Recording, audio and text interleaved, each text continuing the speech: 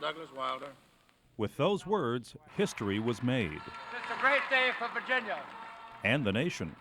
Lawrence Douglas Wilder, the grandson of slaves, was sworn into office as governor of Virginia in January 1990.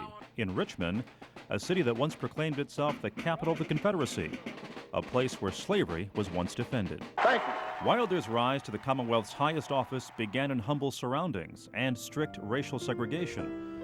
Born January 17, 1931 in Richmond, Wilder graduated from Armstrong High School in 1947, one of only 2 city schools blacks were allowed to attend. Waiting tables at the John Marshall Hotel and the all-white Westwood Club helped pay his tuition at Virginia Union University. After graduation, he fought in Korea and won a Bronze Star.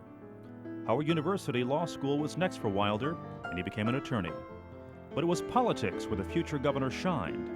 In 1969, he won a state Senate seat where he served 16 years and learned the value of never giving up. When I put in a bill to, say, repeal the state song, carry me back to old Virginia, it took 27 years for it to happen, but I started the process. I got people to think about it. When I put in a bill for the establishment of a holiday for Martin Luther King, it took me 8 years to get it eventually passed, but it got passed. And Virginia became the first southern state to have it legislatively mandated. Then, in the summer of 1985, he took a 60-day, 3,600-mile tour of Virginia in a borrowed station wagon, defying the odds and winning the lieutenant governor's race. Now, I knew that to move up, I had to have an entry-level test. It would have been very difficult for me to say, I'm going to run for governor. I had to run at a statewide level first, and I ran for lieutenant governor.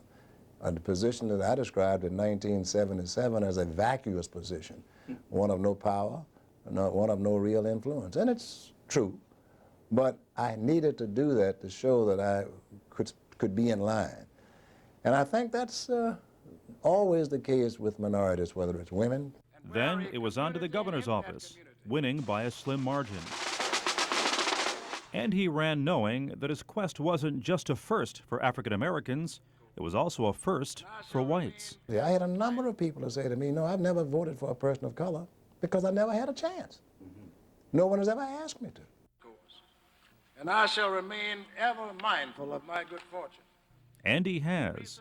But he tempers his humility with healthy doses of self-confidence, honesty, and toughness. You and I need to be honest about it. You know, when you're speaking about minorities, that you're going to have a double standard in many instances. You know the test is going to be harder. Rather than complain about it, pass it. Be ready. And stand up to the test and be ready to be tested with the best. And L. Douglas Wilder certainly has. In Richmond, Rick Young, News 6.